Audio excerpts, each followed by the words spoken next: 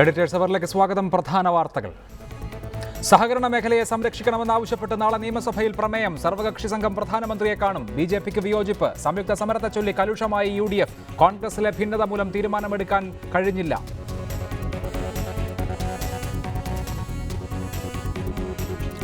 നോട്ടുമാറ്റത്തിൽ കർഷകർക്കും ചെറുകിട വ്യാപാരികൾക്കും ഇളവ് പ്രഖ്യാപിച്ച കേന്ദ്രം. പാർലമെന്റ് ഇന്നും പ്രക്ഷുബ്ധം. 500 രൂപ നോട്ടുകൾ സംസ്ഥാനത്തെ ATMകളിൽ എത്തിത്തുടങ്ങി. വ്യാപാരി വ്യവസായികൾ വീണ്ടും പ്രക്ഷോഭപാതയിൽ. തലശ്ശേരി ഫസൽ വധക്കേസിന്റെ ഗതി മാറ്റി പുതിയ മൊഴി. താൻ ഉൾപ്പെടെയുള്ള RSS പ്രവർത്തകരാണ് ഫസലിനെ വധിച്ചതെന്ന് പടുവിലായി മോഹനൻ വധക്കേസിലെ പ്രതി. കണ്ണൂരിലെ സമാധാനത്തിന് കർശന നടപടിയെടുക്കാൻ സർവകക്ഷി യോഗത്തിൽ ധാരണ. IOC പ്ലാന്റിലെ സമരം മൂലം സംസ്ഥാനത്ത് ഇന്ധനക്ഷാമം രൂക്ഷം. നാളെ പമ്പുകൾ അടച്ചിടാൻ ഡീലർമാരുടെ തീരുമാനം. പമ്പുടമകൾ നേരിട്ട് ഇന്ധനം നിറയ്ക്കുന്നത് തടയും വരെ സമരം തുടരുമെന്ന് ട്രക്കുടമകൾ. BCCI ഭരണസമിതി പിരിച്ചുവിടണമെന്ന് ലോധ സമിതി. മുൻ ആഭ്യന്തര സെക്രട്ടറി GK പിള്ളയെ ഇടക്കാല നിരീക്ഷകനാക്കണം.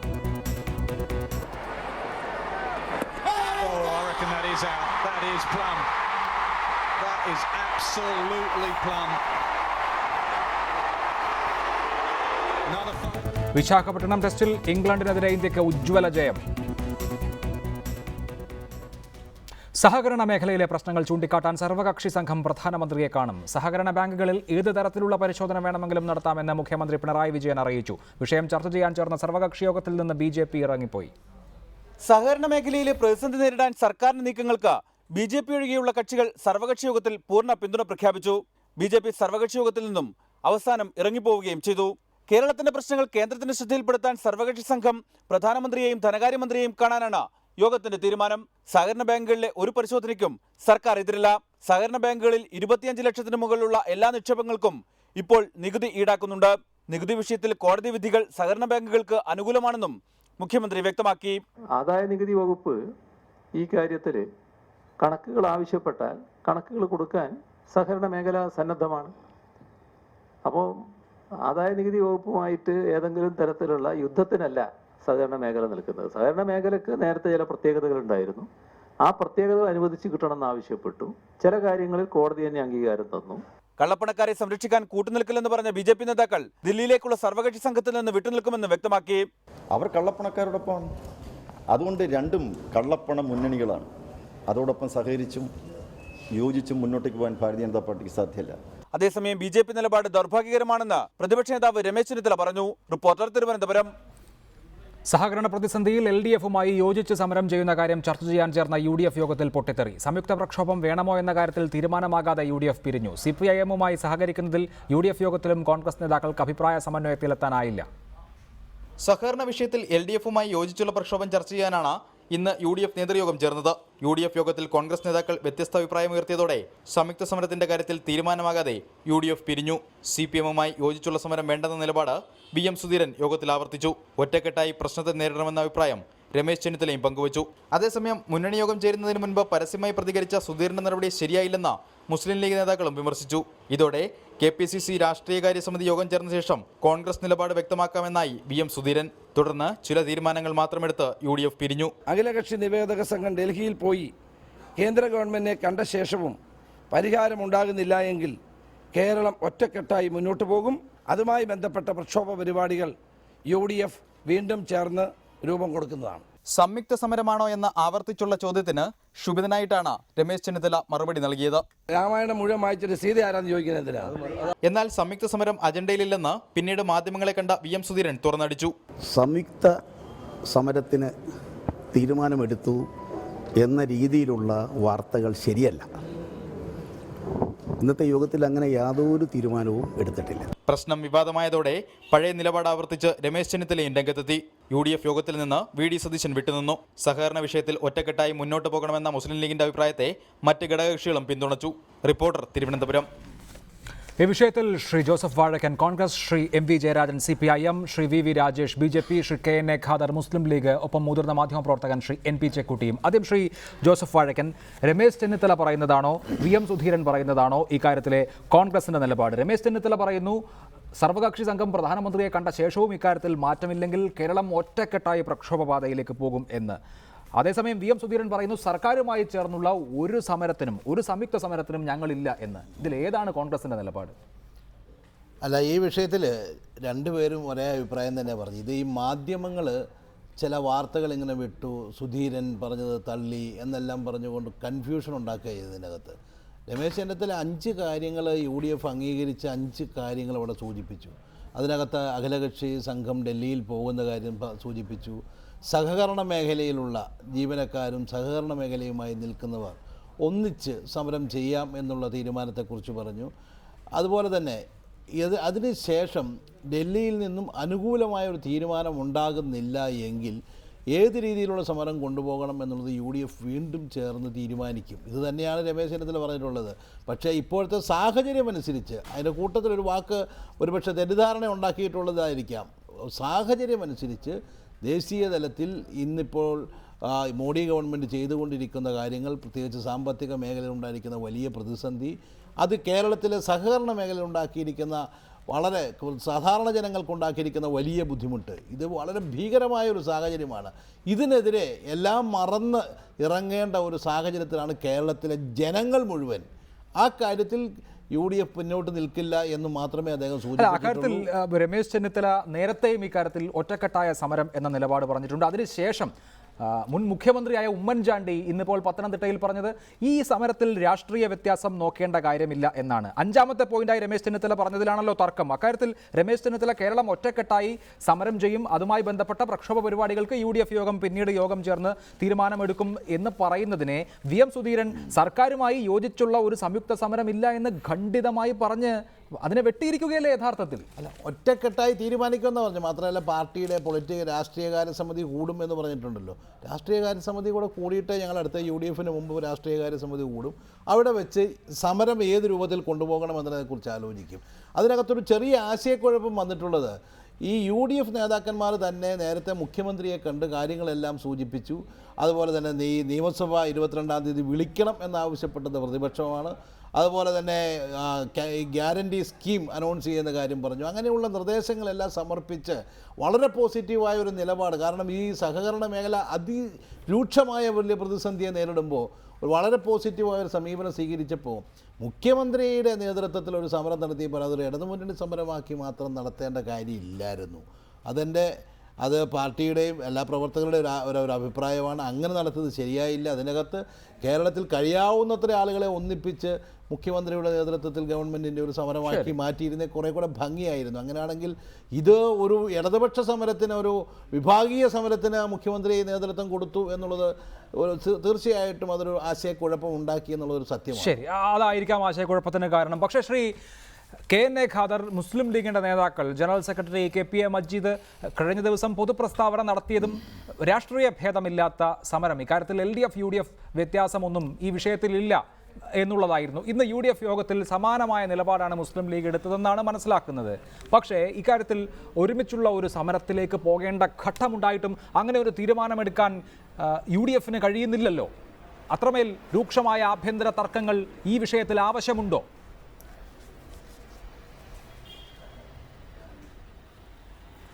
ഇല്ല അഭിലാഷ്, ഇത് ഈ സഹകരണ പ്രസ്ഥാനത്തെ രക്ഷിക്കുന്നതിന് വേണ്ടിയുള്ള നടപടികൾ എന്ന് പറഞ്ഞാൽ അത് വെറും സമരങ്ങൾ മാത്രമല്ല. ഒരുമിച്ചുള്ള പ്രക്ഷോഭം ആരംഭിച്ചു കഴിഞ്ഞല്ലോ. ഈ കഴിഞ്ഞ ദിവസം എല്ലാ സ്ഥലങ്ങളിലും, എല്ലാ ജില്ലകളിലും സഹകാരികളുടെ, പാർട്ടി ഭേദമില്ലാതെ സഹകാരികളുടെയും ജനങ്ങളുടെയും ജീവനക്കാരുടെയും സമരം നടന്നല്ലോ. ഇപ്പോൾ മലപ്പുറത്ത് ഉദാഹരണമായിട്ട് പറഞ്ഞാൽ ആ സമരം ഉദ്ഘാടനം ചെയ്തത് ഞങ്ങളുടെ പാർട്ടിയുടെ പാർലമെൻ്ററി പാർട്ടി നേതാവ് കുഞ്ഞാലിക്കുട്ടി സാഹിബ് ഉദ്ഘാടനം ചെയ്ത ആ സമരത്തിൽ, ദൂരദർശന് മുമ്പിൽ നടത്തിയ സമരത്തിൽ എല്ലാ പാർട്ടിക്കാരുണ്ടായിരുന്നു. അതുപോലെ എല്ലാ ജില്ലകളിലും നടന്നു. ഓരോ വ്യത്യസ്ത രാഷ്ട്രീയ നേതാക്കന്മാരാണ് ഓരോ സ്ഥലത്ത് ഉദ്ഘാടനം ചെയ്തത്. അന്ന് തന്നെ ഈ സമരം ആരംഭിച്ചു. ഈ യോജിച്ചുള്ള പ്രക്ഷോഭം പാർട്ടികൾക്ക് അതീതമായിട്ടുള്ളത് നേരത്തെ ആരംഭിച്ചു. അപ്പോൾ അത് ഒരുമിച്ച് നിൽക്കണമെന്ന് പറയുമ്പോൾ രാഷ്ട്രീയമായിട്ടുള്ള അഭിപ്രായ വ്യത്യാസം പാർട്ടികൾ തമ്മിലൊക്കെ ഉണ്ടാവും. ഈ കേരളത്തിലെ 3,20,00,000-ലേറെ വരുന്ന ആളുകളിൽ പ്രായപൂർത്തിയായ മഹാഭൂരിപക്ഷം ആളുകളും ഏതെങ്കിലും ഒരു പ്രത്യേക രാഷ്ട്രീയ പാർട്ടിയിൽ അംഗങ്ങളാണെന്ന് ഞാൻ കരുതുന്നില്ല. LDFലും UDFലും BJPയിലും ഒന്നും അംഗങ്ങളല്ലാത്ത മഹാഭൂരിപക്ഷം വരുന്ന ആളുകളുണ്ട്. അവരെ നമ്മൾ സാധാരണക്കാർ, പൊതുജനം എന്നൊക്കെ പറഞ്ഞ് നിർവചിക്കുമെങ്കിലും അവരാണ് വാസ്തവത്തിൽ ഭൂരിപക്ഷം വരുന്ന ആളുകൾ. അപ്പം ഈ ഇഷ്യൂ ഇതിൻ്റെ പ്രയാസം അനുഭവിക്കുന്നത് ഈ മഹാഭൂരിപക്ഷം വരുന്ന ആളുകളാണ്. UDFും ഐക്യജനാധിപത്യ മുന്നണിയും എല്ലാ പാർട്ടികളും ഒരുമിച്ച് നിന്ന് സമരം നടത്തുന്നത്, പ്രക്ഷോഭം നടത്തുന്നത് അവർക്കെല്ലാം വേണ്ടിയാണ്. ഇവിടെ നേരത്തെ എൻ്റെ സ്നേഹിതൻ ശ്രീ വാഴക്കൻ ചൂണ്ടിക്കാണിച്ചതുപോലെ മുൻ മുഖ്യമന്ത്രി ഉമ്മൻചാണ്ടിയും പ്രതിപക്ഷ നേതാവും ഉൾപ്പെടെയുള്ള ആളുകൾ നമ്മുടെ മുഖ്യമന്ത്രി പിണറായി വിജയനെ നേരത്തെ കണ്ടിരുന്നല്ലോ. അവരാവശ്യപ്പെട്ടത് പ്രകാരം സർവകക്ഷി യോഗം വിളിക്കാൻ പറഞ്ഞു, അദ്ദേഹം അത് സമ്മതിച്ചു. സർവകക്ഷി സംഘത്തെ ഡൽഹിയിലയക്കാൻ പറഞ്ഞു, അദ്ദേഹം അത് സമ്മതിച്ചു. അസംബ്ലി കൂടാൻ പറഞ്ഞു, അതും സമ്മതിച്ചു. അങ്ങനെയെല്ലാം തീരുമാനിച്ചിട്ടാണ് അസംബ്ലി വിളിച്ചു കൂടുന്നത്. ഇപ്പോൾ മുല്ലപ്പെരിയാർ വിഷയത്തിൽ അസംബ്ലി തീർച്ചയായും അക്കാര്യത്തിൽ ഏകകണ്ഠമായ ഒരു സമീപനം ഒരുപക്ഷെ BJPയുടെ ഒരു അംഗത്തിന്റെ വിയോജിപ്പോടുകൂടി ഉണ്ടാകും നാളെ എന്ന് കരുതാം. ശ്രീ MV ജയരാജൻ, നിയമസഭ ഒരുമിച്ചൊരു പ്രമേയം പാസാക്കുക എന്ന കാര്യത്തിൽ ധാരണയായിട്ടുണ്ട്. സർവകക്ഷി സംഘം കേന്ദ്ര സർക്കാരിനെ കാണുക എന്നുള്ള കാര്യത്തിൽ ധാരണയായിട്ടുണ്ട്. സഹകരണ മേഖലയിലെ ജീവനക്കാരും ഭാരവാഹികളും ഒരുമിച്ച് സമരം ചെയ്യുന്നുണ്ട്, ഇപ്പോൾ തന്നെ സമരം ചെയ്യുന്നുണ്ട്. ഇനി ഈ സർവകക്ഷി സംഘത്തിന്റെ നിവേദനം പ്രധാനമന്ത്രി നിരസിച്ചു കഴിഞ്ഞാൽ, അല്ലെങ്കിൽ ആ പോക്കുകൊണ്ട് പ്രയോജനം ഉണ്ടായില്ലെങ്കിൽ LDFും UDFും ഒരുമിച്ച് സമരം ചെയ്യണോ എന്ന കാര്യത്തിൽ മാത്രമേ തർക്കമുള്ളൂ. അതത്ര വലിയ കാര്യമാണോ? കാരണം ആദ്യം സമരം നടത്തിയത് സർക്കാർ, മുഖ്യമന്ത്രിയുടെ നേതൃത്വത്തിൽ സർക്കാർ തന്നെ എന്ന് വേണമെങ്കിൽ പറയാം. അത് പ്രതിപക്ഷത്തോടു കൂടി ആലോചിച്ച് അവരെ കൂടി പങ്കെടുപ്പിച്ചായിരുന്നില്ലല്ലോ. അതുകൊണ്ട് ഇനി ഈ വിഷയത്തിൽ പ്രതിപക്ഷത്തിനൊരു സമരം ചെയ്യണമെങ്കിൽ ഒരുമിച്ചേ സമരം ചെയ്യാൻ പാടുള്ളൂ എന്നില്ലല്ലോ.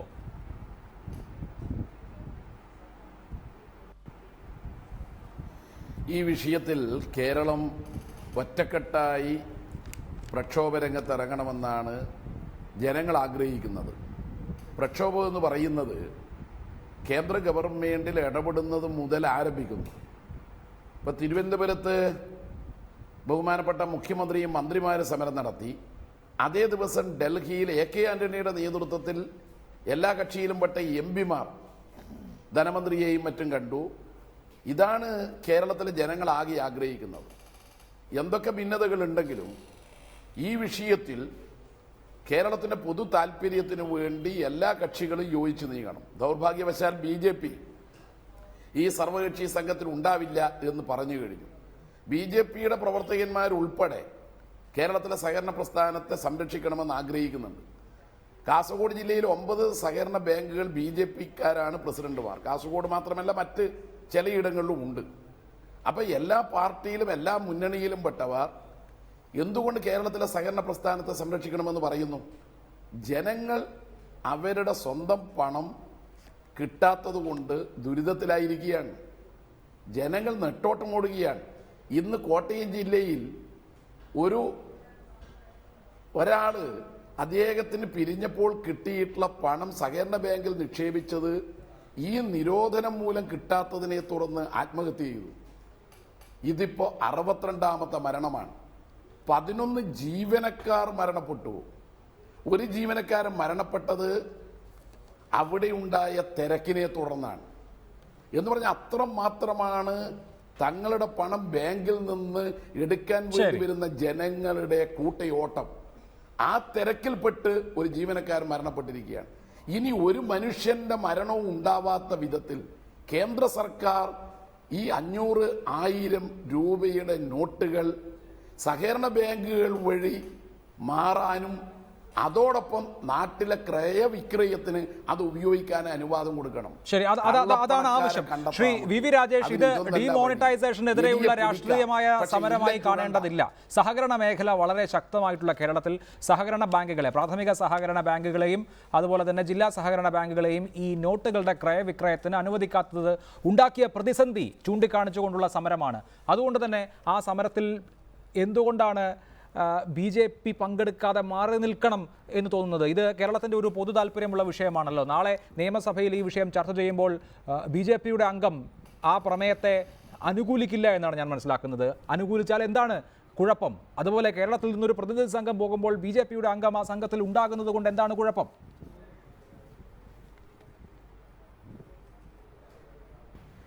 അഭിലാഷ്, ശ്രീ MV ജയരാജൻ്റെ എന്ത് നടക്കാത്ത മനോഹരമായ സ്വപ്നമാണ് അദ്ദേഹം മുന്നിൽ വയ്ക്കുന്നത്. നടന്നു കിട്ടിയാൽ, ക്രയവിക്രയം ചെയ്യാൻ സാധിച്ചു കഴിഞ്ഞാൽ കയ്യിലിരിക്കുന്ന കള്ളപ്പണമൊക്കെ മാറാം. എനിക്ക് വളരെ രസകരമായ ഒരു യോജിപ്പാണ് ഇവിടെ കാണുന്നത്. കേരളത്തിൻ്റെ ചരിത്രത്തിലെ കറുത്ത നാളുകളിലൂടെ കടന്നു പോകുന്ന ദിവസങ്ങളാണിത്. അതായത് കള്ളപ്പണക്കാരെ സംരക്ഷിക്കാൻ വേണ്ടി ഭരണപക്ഷവും പ്രതിപക്ഷവും ഒരുമിച്ച് ചേരുന്നു. പിണറായി വിജയൻ്റെ മുഖവും രമേശ് ചെന്നിത്തലയുടെ ഉടലും ഉമ്മൻചാണ്ടിയുടെ കയ്യും കാലുകളും കുഞ്ഞാലിക്കുട്ടിയുടെ തലയുമൊക്കെ ആയിട്ട് ഒരു വിചിത്ര രൂപമുള്ള ഒരു സഖ്യം കേരളത്തിൽ രൂപം കൊള്ളുകയാണ്. എനിക്കൊരു കാര്യം പറയാനുള്ളത്, അന്തസ്സുണ്ടെങ്കിൽ ശ്രീ രമേശ് ചെന്നിത്തല പ്രതിപക്ഷ നേതാവ് സ്ഥാനം രാജിവെച്ച് ഒ രാജഗോപാലിനെ കേരളത്തിൻ്റെ പ്രതിപക്ഷ നേതാവാക്കി മാറ്റണം. ഇവർ ഒരുമിച്ച് ചേർന്നിരിക്കുക. അല്ല, ഒരുമിച്ച് ചേർന്നിരിക്കുന്നത് എന്തിനാണ് ശ്രീ വി വി രാജേഷ്? ഒരുമിച്ച് ചേർന്നിരിക്കുന്നത് അധികാരത്തിന് വേണ്ടിയാണോ? കേരളത്തിന്റെ ഒരു പൊതു പ്രശ്നം വരുമ്പോൾ അവർ ഒരുമിച്ച് ചേരേണ്ട ബാധ്യതയുള്ളവരല്ലേ? അല്ലെങ്കിൽ രാഷ്ട്രീയം പറഞ്ഞ് തമ്മിലടിക്കണോ? ഇവിടെ സഹകരണ ബാങ്കുകളിൽ നിക്ഷേപമുള്ള ആളുകളൊക്കെ കള്ളപ്പണക്കാരാണോ? ഇന്നൊരാൾ ആത്മഹത്യ ചെയ്തല്ലോ കോട്ടയത്ത്. 4.5 ലക്ഷം രൂപ സഹകരണ ബാങ്കിൽ ഡെപ്പോസിറ്റ് ഉള്ള ആൾ, അയാളുടെ കള്ളപ്പണം നഷ്ടപ്പെട്ടിട്ടാണോ അയാൾ ആത്മഹത്യ ചെയ്തത്? അതല്ല, ജനങ്ങൾക്ക് അവരുടെ ദൈനംദിന ജീവിതവുമായി ബന്ധപ്പെട്ട് കിടക്കുന്ന ഒന്നാണ് സഹകരണ മേഖല. അവരുടെ ജീവിതത്തിലെ ഏറ്റവും പ്രധാനപ്പെട്ട കാര്യങ്ങൾ ഒക്കെ ഇതുമായി ബന്ധപ്പെട്ട് കിടക്കുന്നു. വലിയ അനിശ്ചിതാവസ്ഥ ഉണ്ടായി, ജനങ്ങളാകെ പരിഭ്രാന്തിയിലാണ്. അത് മാറണം. അതിനാണ് രാഷ്ട്രീയ കക്ഷികൾ ഒരുമിച്ച് നിൽക്കുന്നത്. അതുകൊണ്ടാണ് ഞാൻ ചോദിച്ചത്, എന്തുകൊണ്ടാണ് BJPക്ക് കൂടി അതിന് പിന്തുണ അർപ്പിച്ചുകൂടാ എന്ന്. ഇവർ മാന്യമായ ഒരു കാര്യത്തിന് പിന്തുണ ചോദിച്ചതിൽ പിന്തുണ കൊടുക്കാമായിരുന്നു. മുല്ലപ്പെരിയാർ വിഷയത്തിൽ നിങ്ങൾ പിന്തുണ ചോദിക്കൂ, പിന്തുണ തരാം. വേറെ ഏത് വിഷയത്തിലും ചോദിക്കൂ. ഇവിടെ എന്താ വളരെ ലളിതമായ വിഷയം എന്താ? ഇന്നത്തെ സർവകക്ഷി യോഗത്തിൽ ഞങ്ങൾ പറഞ്ഞത് എന്താ? റിസർവ് ബാങ്ക് ഓഫ് ഇന്ത്യയും ആദായ നികുതി വകുപ്പും ചോദിക്കുന്ന കണക്കുകൾ കൊടുക്കാൻ നിങ്ങൾ ബാധ്യസ്ഥരാണ്. കൊടുക്കാൻ വേണ്ടി സംസ്ഥാന സർക്കാർ തയ്യാറാകുമോ? കൊടുത്തിട്ടുണ്ടോ? അത് തയ്യാറായി കഴിഞ്ഞാൽ ഞങ്ങളുടെ പിന്തുണ സ്വാഭാവികമായും ലഭിക്കും. ഇവിടെയൊക്കെ തന്നെ ചെയ്യുന്നത് എന്താണ്? 50,000 രൂപ 1 ലക്ഷം രൂപ ഡെപ്പോസിറ്റുള്ള സാധാരണക്കാരെ മറയാക്കിക്കൊണ്ട് 2,800 കോടി രൂപ 3 ദിവസം കൊണ്ട് ഇവിടെ നിക്ഷേപിക്കപ്പെട്ടു. ആര് പണം നിക്ഷേപിച്ചു? ഉത്തരമില്ല. അവരുടെ സോഴ്സ് എന്താ? ഉത്തരമില്ല. കള്ളപ്പണക്കാരെ സംരക്ഷിക്കാൻ വേണ്ടി നാണക്കേടല്ലേ കേരളത്തിന്?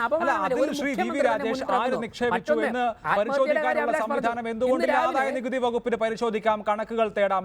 ഇവിടെ സഹകരണ ബാങ്കുകളിൽ അങ്ങനെ ആർക്കും പണം നിക്ഷേപിച്ച് അങ്ങനെ അദൃശ്യരായി ഇരിക്കാം എന്ന അവസ്ഥയൊന്നുമില്ലല്ലോ. അതിന് വരുന്ന ദിവസങ്ങളിൽ ആരാണ് ഈ അക്കൗണ്ടുകളിൽ പണം നിക്ഷേപിച്ചത് എന്ന് കണ്ടുപിടിക്കണം. അതതിന്റെ വഴിക്ക് പോകട്ടെ. അതിനാരാണ് തടസ്സം പറയുന്നത്? അതല്ല, സഹകരണ ബാങ്കുകളെ വിനിമയത്തിന് തന്നെ അനുവദിക്കാത്തതിനെ തുടർന്ന് ആ മേഖല അപ്പാടെ സ്തംഭനത്തിലായിരിക്കുന്നു. കേരളത്തിന്റെ ഗ്രാമീണ ജീവിതം ബന്ധപ്പെട്ട് കിടക്കുന്ന ആ മേഖല അനിശ്ചിതാവസ്ഥയിലായിരിക്കുന്നു. അവിടെ നിക്ഷേപമുള്ള ആളുകൾ ഭയാശങ്കയിലായിരിക്കുന്നു.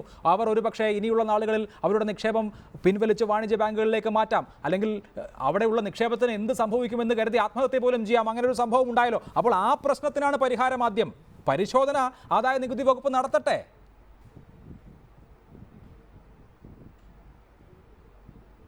അല്ല, ആദ്യത്തെ 3 ദിവസം അവരെ അനുവദിച്ചിരുന്നല്ലോ വാങ്ങാൻ വേണ്ടി. അപ്പോൾ വാങ്ങിയ പണത്തിന് കണക്കില്ല, സോഴ്സ് ഇല്ല. ഡെപ്പോസിറ്റർമാരുടെ പേരിൽ ആത്മഹത്യയുടെ കാര്യം ഞാൻ ഒന്ന് സൂചിപ്പിക്കട്ടെ.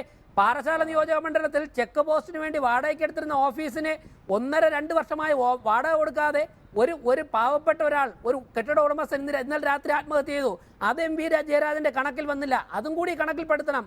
വേറൊന്ന്, കള്ളപ്പണം സംരക്ഷിക്കാൻ വേണ്ടി കേരളത്തിലെ മുഖ്യമന്ത്രിയും മന്ത്രിമാരൊക്കെ കൂടെ തന്നെ ഒരുമിച്ച് പോകുന്നു. ഞങ്ങളുടെയും ഒരുപാട് പ്രവർത്തകരൊക്കെ സഹകരണ ബാങ്കിൽ പണം നിക്ഷേപിച്ചിട്ടുണ്ട്.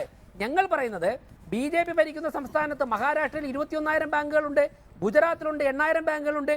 ഇന്ത്യയിലുള്ള സമരം നടക്കുകയാണ് സാർ. സൂറത്തിൽ അവിടെയുള്ള സഹകരണ മേഖലയിലെ ജീവനക്കാർ റോഡ് ഉപരോധിച്ചു, ദേശീയപാത എന്ന് മാത്രമല്ല ഈ അമൂല്യ അടക്കം പ്രവർത്തനം സ്തംഭിപ്പിക്കുന്ന വിധത്തിലേക്ക്. ക്ഷീര സഹകരണ സംഘങ്ങൾ ഇനി ഞങ്ങൾ പാല് കൊടുക്കില്ല എന്ന് പറഞ്ഞ് പാല് റോട്ടിൽ കമത്തി കളയുന്ന ദൃശ്യങ്ങൾ താങ്കൾ കണ്ടതല്ലേ? രാജസ്ഥാനിൽ സമരമാണ്, ബീഹാറിൽ സമരമാണ്. എവിടെയൊക്കെ സഹകരണ പ്രസ്ഥാനങ്ങളുണ്ടോ അവിടെയൊക്കെ സമരമുണ്ട്. ഞാൻ അതിന്റെ വലിയ തർക്കങ്ങളിലേക്ക് പോകുന്നില്ല. അതിന് മുൻപ് ശ്രീ NP ചെക്കുട്ടി, ഇക്കാര്യത്തിൽ ഒരു ഭരണ പ്രതിപക്ഷ ഐക്യം, അതായത് BJP ഒഴികെയുള്ള ഐക്യം തത്വത്തിൽ ഉണ്ടായിട്ടുണ്ട്.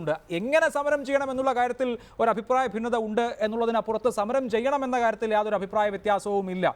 ഈ സഹകരണ മേഖല അങ്ങനെ കേരള സ്പെസിഫിക് ആയ ഒരു പ്രശ്നമായി ഉയർത്താൻ കേരളത്തിലെ രാഷ്ട്രീയ കക്ഷികൾക്കും സർക്കാരിനും MP-മാർക്കും ഒക്കെ കഴിയുമെന്ന് തോന്നുന്നുണ്ടോ?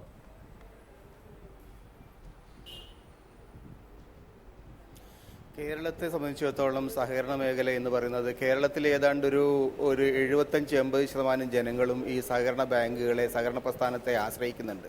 അത് കേരളത്തിൽ വളരെ വ്യാപകമായിട്ടുള്ള ഒന്നാണ്. അപ്പോൾ ഈ ബാങ്കുകളെല്ലാം കള്ളപ്പണം നിക്ഷേപിക്കപ്പെട്ട സ്ഥലം മാത്രമാണെന്ന് BJP പറയുമ്പോൾ അവർ കേരളത്തിലെ ഏറ്റവും സാധാരണക്കാരായ ആളുകളെ മുഖത്ത് നോക്കി നിങ്ങൾ കള്ളപ്പണക്കാരാണെന്നാണ് പറയുന്നത്. അത് ഒരു മലയാളിയായിട്ടുള്ള ആളുകളെ സംബന്ധിച്ചിടത്തോളം, കേരളത്തിലെ സാധാരണ ജനങ്ങളെ സംബന്ധിച്ചിടത്തോളം അപമാനകരമായിട്ടുള്ളൊരു പ്രസ്താവനയായിട്ട് മാത്രമേ കാണാൻ കഴിയൂ. BJPയുടെ ലീഡർഷിപ്പ് അത്തരത്തിലുള്ള നിലപാടുകൾ എടുക്കുന്നതിന് മുമ്പ് പരിശോധിക്കണം. കേരളത്തിലെ 75-80% വരുന്ന ആളുകൾ കള്ളപ്പണക്കാരാണെന്ന് അവർ പറഞ്ഞു കഴിഞ്ഞാൽ എന്താ ഇതിൻ്റെ അർത്ഥം? ഏറ്റവും വലിയ പ്രധാനപ്പെട്ട പ്രശ്നം അവിടെയല്ല. കേരളത്തിലെ സാധാരണ ജനങ്ങളുടെ ഏറ്റവും പ്രധാനപ്പെട്ട സോഴ്സ്, അവരുടെ ഒരു ഇമ്മീഡിയറ്റ് എന്താ പറയുക ആവശ്യങ്ങൾക്ക് വേണ്ടി വേണ്ടിയുള്ള എല്ലായ്പ്പോഴും നമ്മൾ ആശ്രയിക്കുന്നത് ഈ കമേഴ്ഷ്യൽ ബാങ്കുകളെയോ ന്യൂ ജനറേഷൻ ബാങ്കുകളെയോ ബ്ലേഡ് കമ്പനികൾ ഒന്നുമല്ല. സാധാരണ നിലയിൽ നമ്മൾ പോകുന്നത് പിന്നെ ഈ കോപ്പറേറ്റീവ് ബാങ്കുകളിലേക്കാണ്. വിവാഹം പോലെയുള്ള ആവശ്യങ്ങൾക്ക്, കുട്ടികളുടെ വിദ്യാഭ്യാസ കാര്യത്തിന്, ആശുപത്രി പോകാൻ, ഇത്തരം കാര്യങ്ങൾക്കൊക്കെ ഏറ്റവും എളുപ്പത്തിൽ നമുക്ക് സഹായം കിട്ടുന്നത് ഈ സഹകരണ മേഖലയിൽ നിന്നാണ്. ആ മേഖലയെ തകർക്കുന്ന ഒരു നിലപാടെന്ന് പറഞ്ഞു കഴിഞ്ഞാൽ സാധാരണക്കാരൻ്റെ ഏറ്റവും വലിയ സാമ്പത്തിക സുരക്ഷിതത്വം ഇല്ലാതാക്കുന്ന ഒരു നടപടിയാണത്. അപ്പോൾ അത്തരം കാര്യങ്ങളിൽ കുറെ കൂടി ജനകീയമായിട്ടുള്ള നിലപാടെടുക്കാൻ ഏത് രാഷ്ട്രീയ പാർട്ടിക്ക് ഉത്തരവാദിത്തമുണ്ട്. ആ നിലയിലാണ് കേരളത്തിലെ എല്ലാ മുഖ്യധാര രാഷ്ട്രീയ കക്ഷികളും, അത് കോൺഗ്രസ് ആയാലും ശരി, മുസ്ലിം ലീഗ് ആയാലും ശരി, CPM ആയാലും ശരി, ഒന്നിച്ചു നിന്ന് സമരം ചെയ്യുന്ന കാര്യത്തെക്കുറിച്ച് ആലോചിക്കുന്നത്. അതിനകത്ത് യോജിപ്പുണ്ടോ വിയോജിപ്പ് രാഷ്ട്രീയമായിട്ടുള്ള ഒരു പ്രശ്നമല്ലത്. ഇത് കേരളത്തിലെ സാധാരണ ജനങ്ങളുടെ ഏറ്റവും അടിയന്തരമായിട്ടുള്ള ഏറ്റവും പ്രധാനപ്പെട്ട ജീവൽ പ്രശ്നങ്ങളെ സംരക്ഷിക്കാനുള്ള ഒരു സമരമാണ്. അതിൽ നിന്ന് BJP മാറി നിൽക്കുന്നത് അത് അവരുടെ രാഷ്ട്രീയ പ്രശ്നം. നമുക്ക് അതിനോട് യോജിക്കാനോ കഴിയില്ല. അത് അവർ തീരുമാനിക്കേണ്ടതാണ്. കേരളത്തിലെ ജനങ്ങളുടെ കൂടെ നിൽക്കണോ, അല്ല നേരെ മറിച്ച് ന്യൂ ജനറേഷൻ ബാങ്കുകളുടെ കൂടെ നിൽക്കണോ? ഈ കമേഴ്ഷ്യൽ ബാങ്കുകളെ വിജയിപ്പിക്കാനും കമേഴ്ഷ്യൽ ബാങ്കുകൾ പണം ഉണ്ടാക്കാനുമാണല്ലോ ഈ പണി മുഴുവൻ ചെയ്തിരിക്കുന്നത്. അവരുടെ സാമ്പത്തികമായിട്ടുള്ള കടക്കണിയിൽ നിന്ന് അവരെ രക്ഷപ്പെടുത്താൻ വേണ്ടിയാണ് ഈ പാവപ്പെട്ടവന്റെ കയ്യിലുള്ള പണം മുഴുവൻ അവിടെ കൊണ്ട് നിക്ഷേപിക്കുന്നത്. ആ ഒരു അവസ്ഥയിൽ ജനങ്ങൾക്ക് സഹായം നൽകുന്ന, ജനങ്ങൾക്ക് ആശ്വാസം നൽകുന്ന സഹകരണ മേഖലയെ തകർക്കാനുള്ള നീക്കങ്ങളെ ചെറുക്കേണ്ടത് വളരെ നിർബന്ധമാണ്. അക്കാര്യത്തിൽ കേരളത്തിൽ ഒരു വലിയ സമവായം ഉണ്ടായിട്ടുണ്ട്. അതിൽ നിന്ന് മാറി നിൽക്കുന്ന ഏത് രാഷ്ട്രീയ കക്ഷിയായാലും ശരി, അവർ ജനങ്ങൾക്കിടയിൽ ഒറ്റപ്പെട്ടു പോകും എന്ന കാര്യത്തിൽ ഒരു തർക്കമില്ല. ശരി, അതാണ് ശ്രീ ജോസഫ് വാഴക്കൻ, എന്തിന് കേരളത്തിലെ രാഷ്ട്രീയ കക്ഷികൾക്കിടയിൽ അങ്ങനെ ഒരു സമവായം വേണം? ഒന്ന്, സഹകരണ മേഖലയിലെ നിക്ഷേപങ്ങൾക്കാകെ എന്തോ സംഭവിക്കുന്നു എന്നില്ല. ഈ ഡിസംബർ 31 വരെ ഉള്ള കാലയളവിൽ പഴയ നോട്ടുകൾ അവർക്ക് മാറാൻ കഴിയുന്നില്ല. ഇപ്പോഴത്തെ പ്രതിസന്ധിയുടെ ഭാഗമായി സ്വാഭാവികമായും നിക്ഷേപം പിൻവലിക്കാനും അതിലെ ഇടപാടുകാർക്ക് പറ്റുന്നില്ല. അത് പക്ഷേ താൽക്കാലികമല്ല, ഈ ഡിസംബർ 30 അവസാനിക്കുന്ന ഒരു കാര്യം. അതിനുശേഷം സഹകരണ മേഖലയിൽ എന്തെങ്കിലും റെസ്ട്രിക്ഷൻ ഉണ്ടാകുമെന്ന് നമുക്ക് കരുതാൻ യാതൊരു ന്യായവുമില്ല. അങ്ങനെ സഹകരണ ബാങ്കുകളിൽ തന്നെ ഈ പഴയ നോട്ടുകൾ മാറാൻ അനുവദിക്കണം എന്ന് പറഞ്ഞുകൊണ്ട് എല്ലാവരും കൂടി ഒരുമിച്ച് പോകുന്നതിൻ്റെ യുക്തി എന്താണ്? അതുകൊണ്ടാണ് കള്ളപ്പണം എന്ന് BJP ആക്ഷേപിക്കുന്നത്. ആദ്യമായിട്ടൊരു കാര്യം പറയട്ടെ, ഈ BJPയുടെ ഓരോ നയങ്ങൾക്കെതിരെ സംസാരിക്കുന്നവർ ഒന്നെങ്കിൽ രാജ്യദ്രോഹികൾ, അതല്ലെങ്കിൽ ഉടനെ പറയും അവരെല്ലാം കള്ളപ്പണക്കാർ. അപ്പോൾ ഇവരൊരു വലിയ സ്നേഹമാണ്.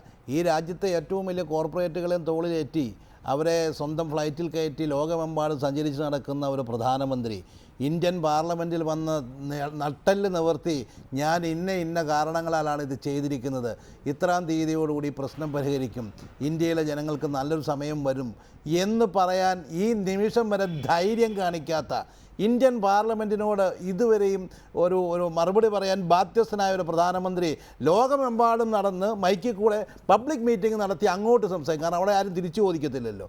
ഇത് ഇന്ത്യയുടെ ചരിത്രത്തിൽ ഏറ്റവും ഇത്ര അപമാനകരമായ രീതിയിൽ പെരുമാറുന്ന ഒരു പ്രധാനമന്ത്രിയെ കണ്ടിട്ടില്ല.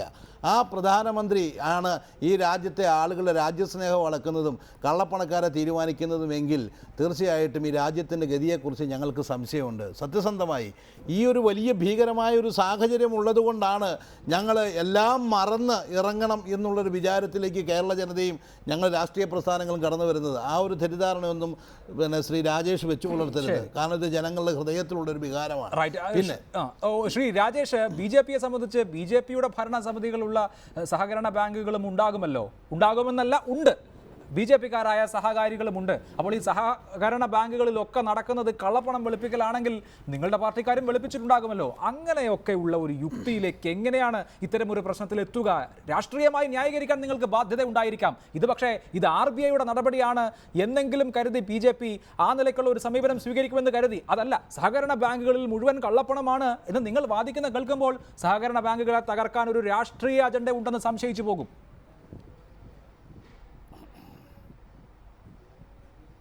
അഭിലാഷ്, 2 ചോദ്യമാണ് താങ്കൾ ചോദിച്ചത്. ഞാൻ 2-ന് ഉത്തരം തരാം.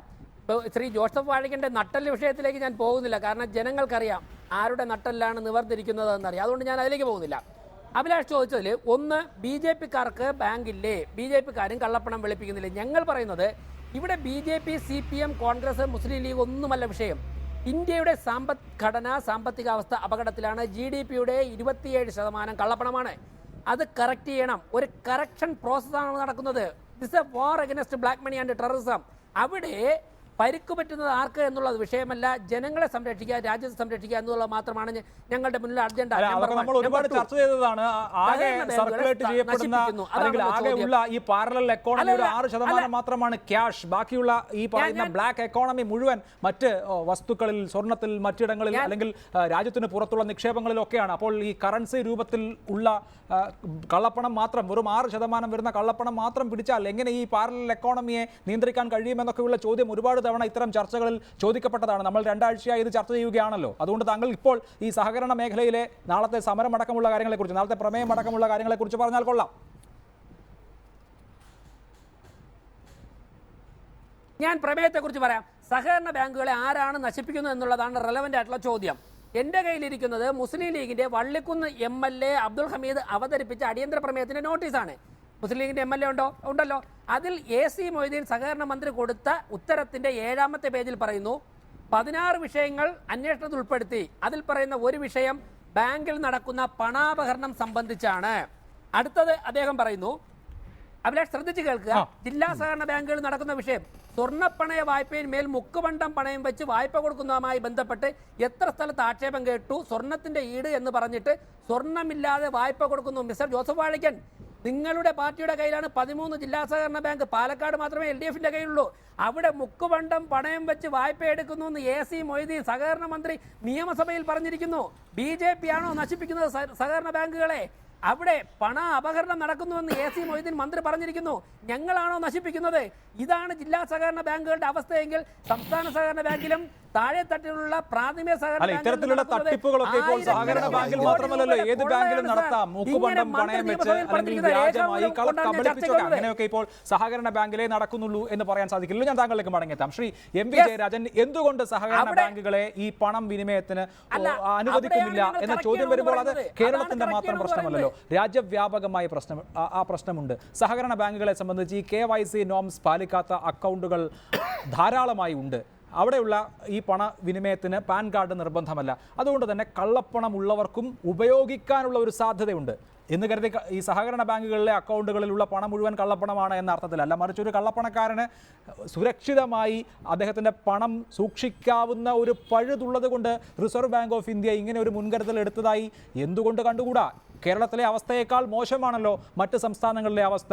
നിങ്ങളുടെ പോളിറ്റ് ബ്യൂറോ അംഗമായ മുഹമ്മദ് സലീം റായ്ഗഞ്ചിലെ സഹകരണ ബാങ്കിനെ കുറിച്ച് ഒരു വാർത്താ സമ്മേളനം നടത്തി ആരോപണം ഉന്നയിച്ചതുമാണ്.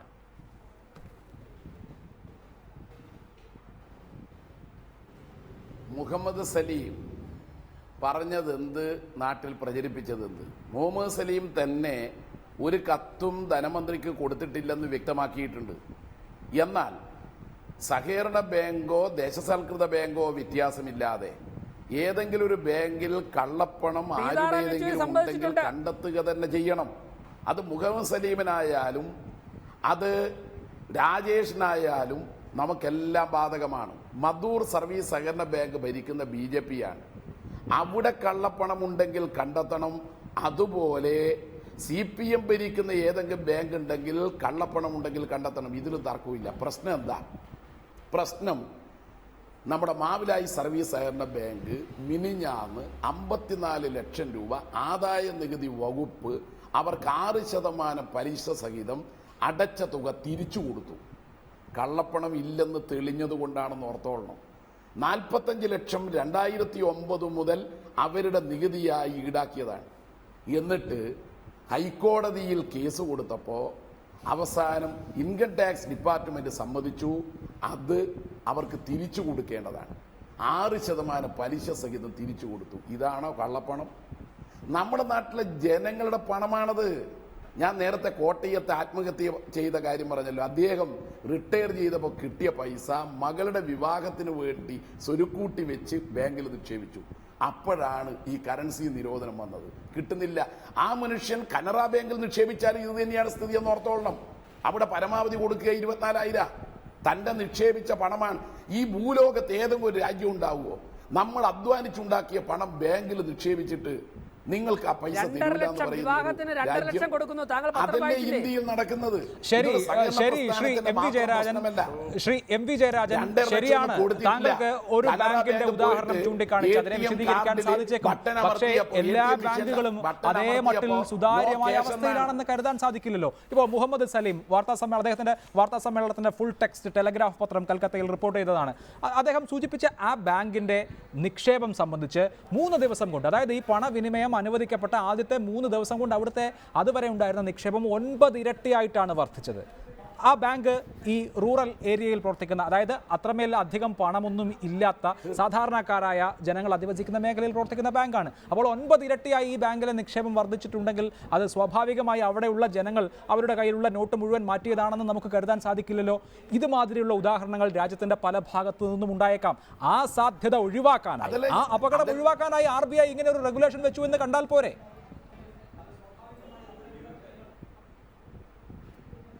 അല്ല, നമ്മൾ അതിനെ എതിർക്കുന്നില്ലല്ലോ.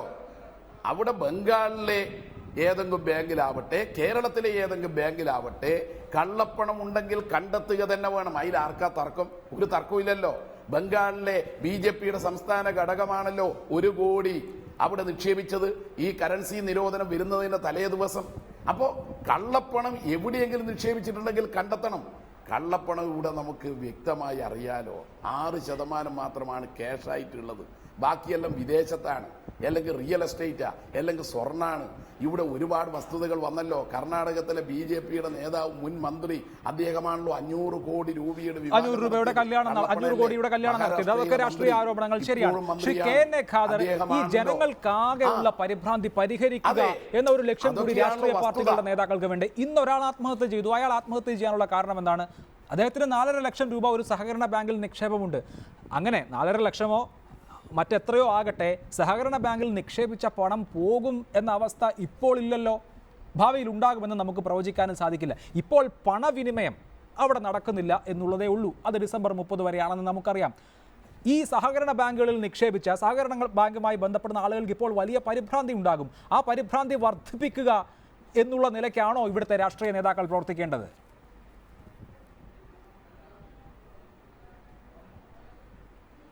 അല്ല, അഭിലാഷ് പറയുന്നത് പോലെയല്ല. ഇപ്പൊ നിങ്ങൾക്ക് ആത്മഹത്യ ചെയ്തവരുടെ എണ്ണം കുറവാണ്. ഇപ്പൊ ഇന്നൊരാൾ ആത്മഹത്യ ചെയ്തു എന്ന് പറഞ്ഞാൽ ആത്മഹത്യയുടെ വക്കത്തെത്തി നിൽക്കുന്ന അനേകായിരം ആളുകളുണ്ട് എന്നുള്ള കാര്യം വിസ്മരിക്കാൻ പാടില്ല.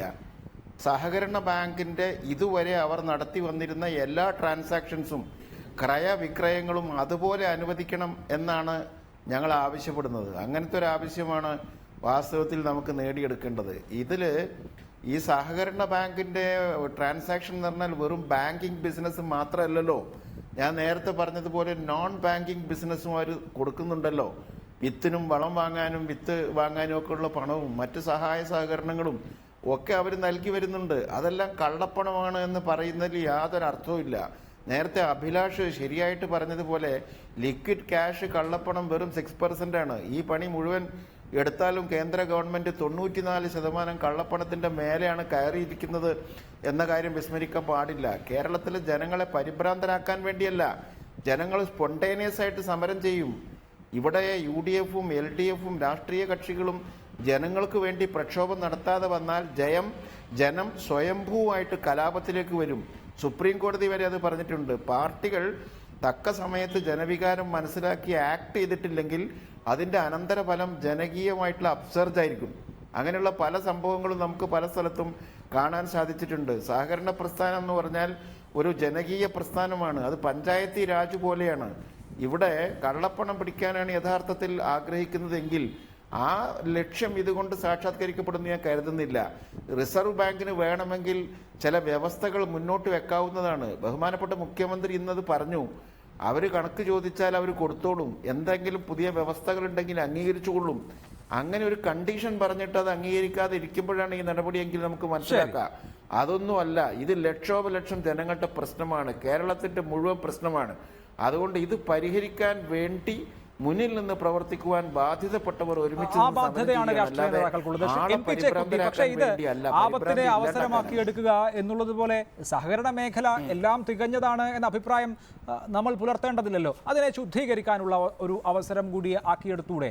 പല ഘട്ടങ്ങളിലായി ആദായ നികുതി വകുപ്പിൻ്റെ അന്വേഷണങ്ങൾ അല്ലെങ്കിൽ ആദായ നികുതി വകുപ്പിൻ്റെ ചോദ്യങ്ങൾക്ക് ഈ സഹകരണ ബാങ്കുകളിലെ അക്കൗണ്ടുകൾ സംബന്ധിച്ച് കൃത്യമായ മറുപടി ലഭിക്കുന്നില്ല എന്ന പരാതി ഉണ്ടായിട്ടുണ്ട്. അത് സംബന്ധിച്ച കേസുകൾ പല കോടതികളിലാണ്. സഹകരണ ബാങ്കുകൾ ഈ ആദായ നികുതി പരിശോധനയെ എതിർക്കുന്നതിൻ്റെ ഭാഗമായി നിയമ പോരാട്ടം നടത്തുന്നുണ്ട്. അതിൻ്റെയൊക്കെ ആവശ്യമുണ്ട്. സുതാര്യമായ തലത്തിൽ നടത്താവുന്നതാണല്ലോ.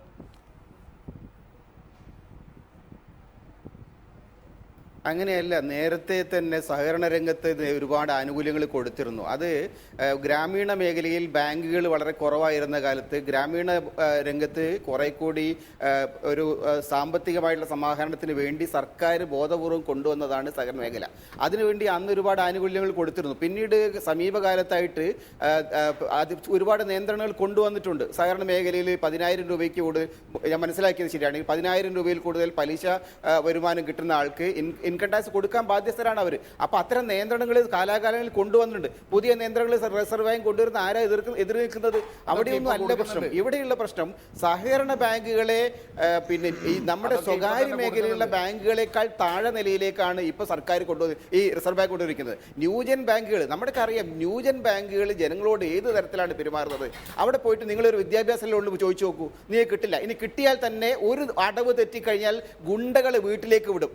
എനിക്ക് നേരിട്ട് അറിയുന്നതാണ്. ഗുണ്ടകളെ വീട്ടിൽ വിട്ടുകൊണ്ട് കുട്ടികളെ ഒരുപാട് കുട്ടികൾ ഇവിടെ ആത്മഹത്യ ചെയ്തിട്ടുണ്ട്. നേരെ ചൊവ്വേ വിദ്യാഭ്യാസ ലോൺ കിട്ടാനായിട്ട്, കിട്ടിയ ലോൺ തിരിച്ചടയ്ക്കാൻ കഴിയാനായിട്ട്, അതിന് പേരിലുള്ള ഭീകരതയ്ക്ക് വേണ്ടി ആ തരത്തിലൊരു അന്തരീക്ഷത്തിൽ നമ്മുടെ സാധാരണ ജനങ്ങൾക്ക് ഏറ്റവും കൂടുതൽ ആശ്രയിക്കാവുന്ന ഒരു മേഖലയായിട്ടുള്ള സഹകരണ മേഖലയെ നിലനിർത്തേണ്ടതും പ്രൊട്ടക്ട് ചെയ്യേണ്ടതും നമ്മുടെ സമൂഹത്തിന്റെ ബാധ്യതയാണ്. അതേസമയത്ത് അവരെ എഴുതി കള്ളപ്പണക്കാരോ വല്ലതും ഉണ്ടെങ്കിൽ അതിന് നടപടിയെടുക്കുന്ന എന്താ തടസ്സമുള്ളത്? അതേസമയത്ത് കള്ളപ്പണം സഹകരണ മേഖലയിൽ മാത്രമേ വരുമോ? മറ്റെല്ലാ രംഗത്തും കള്ളപ്പണമുണ്ട്. ഈ സ്വകാര്യ ബാങ്കുകളിലേക്ക് കള്ളപ്പണം പോകുന്നില്ലേ? പൊതുമേഖലാ ബാങ്കുകളിലേക്ക് പോകുന്നില്ലേ? അപ്പോൾ അവിടെയൊന്നും അല്ല പ്രശ്നം. ഇത് വളരെ ഏകപക്ഷീയമായിട്ട് ഒരു എന്താ പറയുക, ഒരു രണ്ടാനമ്മ മനോഭാവത്തോടു കൂടി സഹകരണ ബാങ്കുകളോട് എടുക്കുന്നുണ്ട്. അതിൻ്റെ കാരണങ്ങളിൽ ഒന്ന് രാഷ്ട്രീയമായിട്ട് തന്നെ കാണാൻ കഴിയുള്ളൂ. കാരണം ഇത് രാഷ്ട്രീയ പ്രസ്ഥാനങ്ങളുടെ കൂടി ലീഡർഷിപ്പിലാണ് കേരളത്തിലെ സഹകരണ പ്രസ്ഥാനം ഉണ്ടായിരിക്കുന്നത്. കേരളത്തിലെ സഹകരണ പ്രസ്ഥാനത്തിൽ മഹാഭൂരിപക്ഷവും ശക്തമായ ബഹുജന അടിത്തറയുള്ള രാഷ്ട്രീയ കക്ഷികളുടേതാണ്. ആ ബഹുജന അടിത്തറയെ തകർക്കുക എന്നുള്ളൊരു ലക്ഷ്യം ഇതിനകത്തുണ്ട്. അത് നിർഭാഗ്യകരമായിട്ടുള്ള ഒരു രാഷ്ട്രീയ നീക്കമാണ്. അത് കേന്ദ്ര സർക്കാരും BJPയും അതിൽ നിന്ന് ഒഴിവാവേണ്ടതാണ്. ശരി, അങ്ങനെ ഒരു രാഷ്ട്രീയ ഉദ്ദേശമുണ്ടോ ശ്രീ VV രാജേഷ്? ചില പാർട്ടികളുടെ സ്വത്തുകൾ സംബന്ധിച്ച് ആരോപണം ഉന്നയിക്കുമ്പോൾ പലതും ഈ സഹകരണ മേഖലയുമായി ബന്ധപ്പെട്ട് കിടക്കുന്ന ആസ്തികൾ കൂടി പാർട്ടികളുടെ സ്വത്തായി ആരോപിക്കാറുണ്ട്. ഇവിടെ സഹകരണ മേഖല എടുക്കൂ. RBI റെഗുലേഷൻസ് അനുസരിച്ച് പ്രവർത്തിക്കുന്ന ബാങ്കുകളെ പോലെ, വാണിജ്യ ബാങ്കുകളെ പോലെയുള്ള പ്രവർത്തനങ്ങൾ മാത്രമല്ലല്ലോ സഹകരണ സംഘങ്ങൾ നടത്തുന്നത്. അവർ പലിശരഹിത വായ്പകൾ കൊടുക്കാറുണ്ട്. കുറഞ്ഞ പലിശയ്ക്ക് കുടുംബശ്രീ പോലെയുള്ള പ്രസ്ഥാനങ്ങൾക്ക് വായ്പകൾ കൊടുക്കാറുണ്ട്. EMS ഭവന പദ്ധതി പോലെയുള്ള പദ്ധതികളെ സംബന്ധിച്ച്, വിശേഷിച്ച് തദ്ദേശ സ്ഥാപനങ്ങളുടെ പദ്ധതികളെ സംബന്ധിച്ച് ഫണ്ട് ചെയ്യാനുള്ള സൗകര്യമുണ്ട്. മാത്രമല്ല ഈ കൺസ്യൂമർ ഷോപ്പുകൾ, മരുന്ന് ഷോപ്പുകൾ, ഫാർമസികൾ, കമ്മ്യൂണിറ്റി ഹാളുകൾ, ഇങ്ങനെ ഈ ബാങ്കിങ് പ്രവർത്തനമല്ലാത്ത ബാങ്കിങ്ങേതര പ്രവർത്തനങ്ങൾ ധാരാളമായി നടത്താറുണ്ട്. അങ്ങനെ ഒരു ബഹുജന പ്രസ്ഥാനം കെട്ടിപ്പടുക്കപ്പെട്ട ഒന്നാണത്. അപ്പോൾ ഈ RBI റെഗുലേഷൻസ് മറ്റ് ബാങ്കുകൾക്ക് എങ്ങനെയോ അതുപോലെ എന്നുള്ളത് ഈ കാര്യത്തിൽ പ്രായോഗികമായി എന്ന് വരില്ല. അത് മനസ്സിലാകാത്ത ആളുകളല്ലല്ലോ BJPക്കാർ. അതുകൊണ്ടാണ് സംശയം വരുന്നത്. ഈ മേഖലയെ, ഇതിൻ്റെ ബഹുജന അടിത്തറ കണ്ട് ഇല്ലാതാക്കുക എന്ന ലക്ഷ്യം ഇതിന് പിന്നിലുണ്ടോ എന്ന് സംശയിക്കുന്നത് അതുകൊണ്ടാണ്.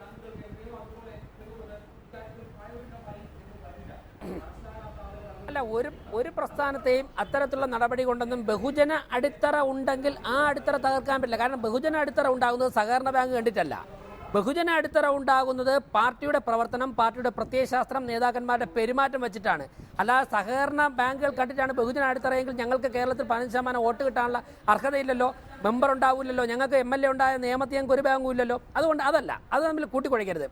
ഇത് ദേശീയ തലത്തിലുള്ള ഒരു കറക്ഷൻ പ്രോസസ്സാണ്. ഞാൻ വേറൊന്ന് ചോദിക്കട്ടെ, ഈ ബാങ്കിങ് ഇതര മേഖലയുള്ള കാര്യങ്ങൾ ചെയ്യുന്നവർക്ക് ആർക്കും ഒരു തടസ്സവുമില്ലല്ലോ. ഇവിടെ സംഭവിക്കുന്നത് എന്താ? MBBS പാസ്സാകാത്ത ഒരാൾ രോഗിയെ ചികിത്സിക്കുന്നത് പോലെയാണ്. Primary agricultural credit cooperative societies, PACS, അതാ നിങ്ങൾക്കുള്ള ലൈസൻസ്. നിങ്ങൾക്ക് ബാങ്കിങ് ബിസിനസ് ചെയ്യാനുള്ള ലൈസൻസ് ആരാ തന്നിട്ടുള്ളത്? ബാങ്കിങ് ബിസിനസ് ഉള്ള പേര് എന്ത് അധികാരത്തിലാണ് നമ്മൾ ഉപയോഗിക്കുന്നത്? അതോടൊപ്പം തന്നെ RBI ആക്ട് നിങ്ങൾ അനുസരിക്കുന്നില്ല. അപ്പോൾ ഇവിടെ പല ചർച്ചകളിലും ശ്രീ എം വി ജയരാജൻ പറയുന്നു ഞങ്ങൾ KOC റൂൾസ് പാലിക്കുന്നു, KOC റൂൾ ഞങ്ങൾ പാലിക്കുന്നു. നിങ്ങൾ പാലിക്കുന്നില്ല സാർ. അതുകൊണ്ട് നോട്ട് കൈകാര്യം ചെയ്യാൻ അധികാരമില്ലാത്തൊരു സ്ഥാപനം ലൈസൻസ് ഇല്ലാത്ത വാഹനം ഓടിക്കുന്നത് പോലെ നിങ്ങൾ സാധാരണക്കാരായ ജനങ്ങളെ പറഞ്ഞ് തെറ്റിദ്ധരിപ്പിച്ച് ചതിച്ചാണ് പണം കൂട്ടിയത്. മറ്റൊന്ന്, കേരളത്തിലെ പല രാഷ്ട്രീയ നേതാക്കന്മാരും മന്ത്രിമാരും അഴിമതി കാട്ടി വാങ്ങിക്കൂട്ടിയ കോടിക്കണക്കിന് രൂപയുടെ പണം ഈ ബാങ്കുകൾ കിടക്കുന്നു എന്ന് ഞങ്ങൾ വിശ്വസിക്കുന്നു. ഒപ്പം തന്നെ സാധാരണക്കാരായ പാവപ്പെട്ടവർ റിട്ടയറായ കുറച്ച് കാശുണ്ടാകും, അതുപോലുള്ള പണവും ഉണ്ടാകും. അവരെ മറയാക്കിക്കൊണ്ട് കള്ളപ്പണം സംരക്ഷിക്കുവാനുള്ള സ്ഥാപനങ്ങളാക്കി പലരും ഈ സഹകരണ ബാങ്കുകളെയും ജനങ്ങളെയും അവരുടെ അക്കൗണ്ടുകളെയും ഒക്കെ ഒരു മറയാക്കി അതിനൊപ്പം കള്ളപ്പണം അല്ലെങ്കിൽ അനധികൃതമായി സമ്പാദിച്ച പണം ഇവിടെ സുരക്ഷിതമായി സൂക്ഷിക്കപ്പെടുന്നുണ്ടെന്നുള്ളതാണ് ആരോപണം. ഇത് പിന്നെ പാകിസ്ഥാനിലോ മറ്റു രാജ്യത്തൊന്നും അല്ലല്ലോ ഈ സഹകരണ ബാങ്കുകൾ ഇവിടെ നിൽക്കുന്നത്. ഇത് ഈ കേരളത്തിൽ തന്നെയല്ല, ഇന്ത്യ മഹാരാജ്യത്തിൻ്റെ കീഴിൽ നമ്മുടെ രാജ്യഭരണത്തിൻ്റെ കീഴിൽ തന്നെയാണ് കേരളവും. കേരളത്തിലെ ഇന്ത്യയിലെ ഇൻകം ടാക്സിൻ്റെ കീഴിൽ തന്നെ RBIയുടെ കീഴിൽ തന്നെയാണല്ലോ ഈ സംസ്ഥാനവും പ്രവർത്തിക്കുന്നത്. ഈ രീതിയിൽ ഏതെങ്കിലും തരത്തിലുള്ള കാര്യങ്ങളെക്കുറിച്ച് അന്വേഷിക്കണം. ഇന്നത്തെ സർവകക്ഷി യോഗത്തിൻ്റെ പ്രധാനപ്പെട്ട ഒരു തീരുമാനം അതാണ്. ഏതെങ്കിലും കാര്യത്തിൽ നാളെ ഡൽഹിയിൽ പോകുമ്പോൾ സംസാരിക്കുന്നു അതുതന്നെയാണ്. RBIക്ക് ഏതെങ്കിലും കാര്യത്തിൽ സംശയമുണ്ട്, ഏതെങ്കിലും കാര്യത്തിൽ നിയന്ത്രണങ്ങൾ ആവശ്യമുണ്ടോ, ഈ കാര്യത്തിൽ സഹകരണ ബാങ്കുകളുടെ ഇന്നത്തെ നടപടികളെ സംബന്ധിച്ച് ഏതെങ്കിലും വിഷയങ്ങളിൽ RBIക്കോ അല്ലെങ്കിൽ ബന്ധപ്പെട്ട ഡിപ്പാർട്ട്മെൻറ്റോ ഇൻകം ടാക്സിനോ ആർക്കെങ്കിലും അന്വേഷണം നടത്തണമെങ്കിൽ അതിനുള്ള പൂർണ്ണമായ അവകാശവും സ്വാതന്ത്ര്യവും വിട്ടുതരാൻ തയ്യാറാണ് എന്ന് പറഞ്ഞുകൊണ്ട് തന്നെയാണ് നാളെ കാണാൻ തീരുമാനിച്ചിരിക്കുന്നത്. കാരണം ഇത് ഈ നാട്ടിലെ ജനങ്ങളെ സംബന്ധിച്ചിടത്തോളം നേരത്തെ എല്ലാവരും പറഞ്ഞിരിക്കുന്ന പിന്നെ 90% ആളുകളും ബന്ധപ്പെട്ട് നിൽക്കുന്ന അവരുടെ ദൈനംദിന ജീവിതവുമായി ബന്ധപ്പെട്ട് നിൽക്കുന്ന ഈ സംവിധാനത്തെ തകർക്കരുത് എന്നുള്ളത് മാത്രമാണുള്ളത്. ഇവിടെ ഈ രാജ്യത്ത് നടക്കുന്ന ഏത് കാര്യങ്ങളെക്കുറിച്ചും അന്വേഷിക്കാനുള്ള സംവിധാനങ്ങളുണ്ടല്ലോ. പിന്നെ ഇതൊന്നുമല്ല, ഇത് രാഷ്ട്രീയം തന്നെയാണ്. രാഷ്ട്രീയം എന്താണെന്ന് ചോദിച്ചാൽ നാടകീയമായ കാര്യങ്ങൾ ചെയ്ത് ഞാനെന്തോ വലിയ കാര്യങ്ങൾ രാജ്യത്തിന് വേണ്ടി നിൽക്കുന്നു, രാജ്യത്തെ രക്ഷിക്കാൻ പോകുന്നു, രാജ്യസ്നേഹമുള്ളവരെല്ലാം എൻ്റെ പിന്നിൽ നിന്നോളുക, കള്ളപ്പണക്കാരെ മുഴുവൻ ഞാനിത് തട്ടാൻ പോകുന്നു എന്നുള്ള രീതിയിൽ ഇത് ഇന്നലെ തുടങ്ങിയിട്ടുള്ളതല്ല. ഗുജറാത്തിൽ ഗോദ്രയിൽ അതിനുശേഷം നടന്ന സംഭവങ്ങൾ മുതൽ ഇങ്ങോട്ട് നാടകീയമായി ജനങ്ങളെ കബളിപ്പിച്ചുകൊണ്ട് തെറ്റിദ്ധരിപ്പിച്ചുകൊണ്ടും ഇന്ത്യൻ ജനതയെ വേറൊരു മാർഗത്തിലേക്ക് പെട്ടെന്ന് ഒരു തെറ്റായ ഒരു സന്ദേശം നൽകുന്ന ഒരു നടപടിയാണ് ശ്രീ നരേന്ദ്രമോദിയുടെ ഭാഗത്തു നിന്ന് നടക്കുന്നത്. അതിൻ്റെ ഭാഗം തന്നെയാണ് ഇപ്പോൾ നടക്കുന്നത്. പക്ഷേ ഇവിടെ സംഭവിച്ചത് അദ്ദേഹം ഓർത്ത രീതിയിലേക്ക് കാര്യങ്ങൾ പോയില്ല. അദ്ദേഹം ഓർക്കാത്ത ഒരുപാട് ഡയമെൻഷനിലേക്ക് കാര്യങ്ങൾ പോയി കൈവിട്ട് പൊക്കൊണ്ടിരിക്കുന്നു. കാരണം ഈ നോട്ട് അടിച്ച് തീരണമെങ്കിൽ തന്നെ 6 മാസം കഴിയണമെന്ന് പറഞ്ഞാൽ ഇന്ത്യൻ സമ്പദ്ഘടന എവിടെ എത്തും എന്നുള്ളതിനെ കുറിച്ച് വരും ദിവസങ്ങളിൽ മാത്രമല്ല സുപ്രീം കോടതി വരെ പറഞ്ഞിരിക്കുന്നു, ഇവിടെ സുപ്രീം കോടതി പറഞ്ഞിരിക്കുന്നു ഇവിടെ കലാപം ഉണ്ടാകാൻ സാധ്യതയുണ്ടെന്ന്. സുപ്രീം കോടതി നോട്ടുകൾ എത്തിയ എത്രയാ? 2000 നോട്ടുകൾ എത്തിയാൽ നിങ്ങൾ ATM ചെന്നാൽ 2000 രൂപ കിട്ടും, ബാങ്കിൽ ചെന്നാൽ അങ്ങേയറ്റം ഒരാഴ്ച 24,000 രൂപ കിട്ടും. നമ്മളവിടെ നിക്ഷേപിച്ചിരിക്കുന്ന പണം തിരിച്ചെടുക്കാൻ ചെല്ലുന്ന ആളുകളുടെ ഒരു ഗതിയാണ്. ശരി, ശ്രീ MV ജയരാജൻ, നേരത്തെ സഹകരണ ബാങ്കുകളെ കുറിച്ച് ശ്രീ VV രാജേഷ് ഉന്നയിച്ചിട്ടുള്ള ആരോപണങ്ങൾ താങ്കൾ കേട്ട് കാണുമല്ലോ. സാധാരണക്കാരുടെ, പെൻഷൻകാരുടെ, നാട്ടിൻപുറത്തുകാരുടെ ഒക്കെ നിക്ഷേപങ്ങളും അവരുടെ ക്രയവിക്രയങ്ങളും ഒക്കെ ഉണ്ട് സഹകരണ ബാങ്കുകളിൽ. അപ്പോഴും നിയമവിധേയമല്ലാതെയുള്ള അനധികൃതമായ സമ്പാദ്യം കൈകാര്യം ചെയ്യാനുള്ള ഇടമായി കൂടി ഇവയെ ഉപയോഗിക്കാനുള്ള ഒരു സാധ്യതയുണ്ട് എന്ന് ചൂണ്ടിക്കാണിക്കുന്നു. അതിനുള്ള മറുപടി എന്താണ്?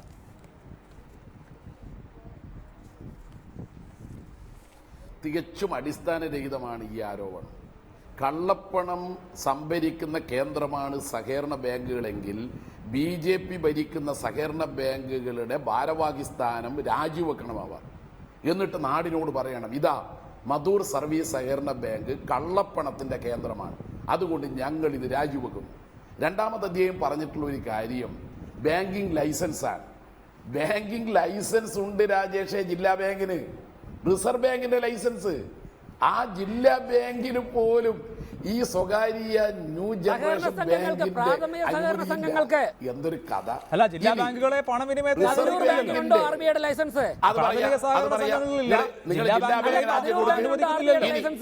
അതെ, മധൂർ സർവീസ് ബാങ്കിനില്ല. ബാങ്ക് ലൈസൻസ് ഇല്ലാതെ BJP ഭരിക്കുന്ന സർവീസ് സഹകരണ ബാങ്കിലും രാജേഷ് പറയുമ്പോൾ ഞാൻ ഇടപെടില്ല. ഇതൊരു മര്യാദയല്ല. ഇതാണ് അസഹിഷ്ണുത. അസഹിഷ്ണുത. അതെ, അസഹിഷ്ണുത. ഇതാണ് അസഹിഷ്ണുത. ഇതാണ് നരേന്ദ്രമോദിയുടെ ശീലം. ഇതാണ് നിങ്ങൾക്കും കിട്ടിയത്.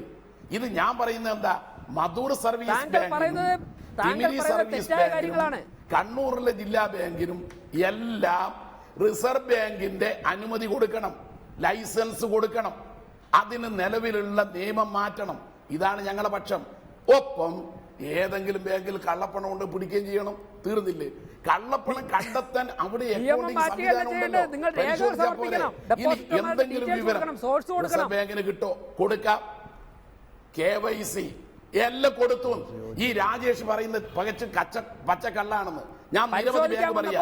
മാമലായി bank, Vellassery bank, Kathirur bank, എടക്കാടപ്പം ബാങ്ക്, നമ്മുടെ കുറുവ ബാങ്ക്, കൊട്ടിക്കാവ് ബാങ്ക്, ഈ ബാങ്ക് എല്ലാം KYC റൂൾ അനുസരിച്ച് നിക്ഷേപം സ്വീകരിക്കുന്ന ബാങ്കാ. എനിക്ക് നാടായി ബാങ്ക് KYC റൂളാ അവിടെ എല്ലാം നടപ്പാക്കുന്നത്. ഈ ബാങ്കുകൾ പേരെടുത്താ ഞാൻ പറയുന്നത്. നാളെ രാജേഷിന് പോകാം. രാജേഷ് ഒരു 1000 റുപ്യ 100 റുപ്യ എന്റെ കൊണ്ടുവരണം, കുറച്ചാക്ക് കൊടുക്കാനുണ്ട്. ആ 100 റുപ്യ എടുത്ത് മാടായി ബാങ്ക് പോയാൽ നിങ്ങൾക്ക് ഐഡന്റിറ്റി കാർഡ് കൊടുക്കണം, ഫോട്ടോ കൊടുക്കണം.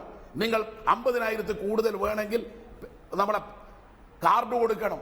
ഇതെല്ലാം പാലിച്ചുകൊണ്ട് ചെയ്യുന്ന രാജേഷ്. ഇതെല്ലാം നിങ്ങൾ ഇപ്പൊ പറയുന്നത് നമ്മുടെ നാട്ടിലെ 62 ആളെ കൊന്നിട്ട നിങ്ങൾ പോയാൽ മാത്രമല്ല, ജയരാജൻ പോയാലും ഇനി അഭിലാഷ് പോയാലും ഈ കേരളത്തിലെ സഹകരണ പ്രസ്ഥാനത്തെ തകർക്കാൻ നിങ്ങൾ എന്നിട്ട് നിങ്ങൾ പറ. അതുകൊണ്ട് നമ്മുടെ കേരളത്തിലെ സമ്പദ്ഘടനയെ തകർക്കാൻ, ജനജീവിതത്തെ തകർക്കാൻ നിങ്ങൾ ഇറങ്ങിയിരിക്കുന്നു. നിങ്ങൾ സഹകരണ മേഖലയിൽ മാത്രമല്ല. ഇപ്പോ ഞാൻ രാവിലെ പോയി ഒരു ബാങ്കിന്റെ മുമ്പിലെ ക്യൂ കണ്ടു. അവിടെ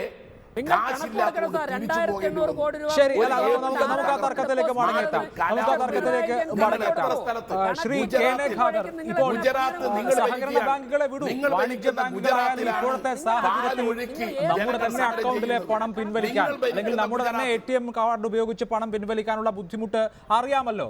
അതിപ്പോൾ ആ ബാങ്കുകൾക്ക് എന്തെങ്കിലും കുഴപ്പമുള്ളത് കൊണ്ടല്ല, മറിച്ച് ഇപ്പോൾ ഒരു ക്രൈസിസ് ഉണ്ട്. ഈ നോട്ടുകൾ അസാധുവാക്കിയതുമായി ബന്ധപ്പെട്ട ഒരു പ്രശ്നമുണ്ട്. അത് തീരും വരെ പ്രധാനമന്ത്രി ചോദിച്ച 50 ദിവസത്തിനകം ശരിയാകുന്ന കാര്യമാകുമെന്ന് പ്രതീക്ഷിക്കാം. അപ്പോൾ ഇത് സഹകരണ ബാങ്കുകളെ മാത്രം ലക്ഷ്യം വെക്കുന്ന ഒന്ന് എന്നുള്ളതായി നമ്മൾ കരുതണോ?